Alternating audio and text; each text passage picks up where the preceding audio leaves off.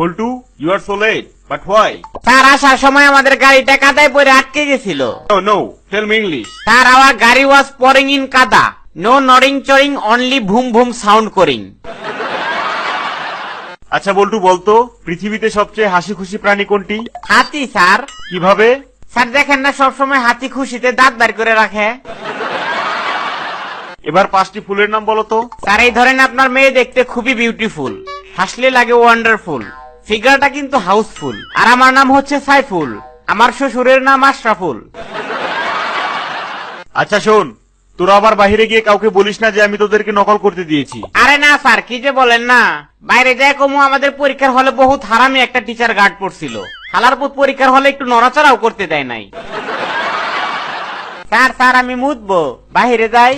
বেয়াদব কোথাকার, এরকম অশ্লীল শব্দ ব্যবহার করিস কেন? মুখ দিয়ে কি প্রস্রাব বের হয় না? না স্যার, আপনার কি বের হয়? বল্টু, তুই আজকেও মারামারি করেছিস কেন? স্যার আবুল্লাহ আমার গার্লফ্রেন্ডকে কিস করছে। কে তোর গার্লফ্রেন্ড? আপনার মেয়ে স্যার। থামলি কেন? ওকে বাইরে নিয়ে আরো মার। আচ্ছা বলতো, মৌলিক পদার্থ কাকে বলে? স্যার পুরোটা মনে নাই, কিন্তু শেষের টুকু মনে আছে। আচ্ছা তাহলে শেষটুকুই বল। তাকে মৌলিক পদার্থ বলে।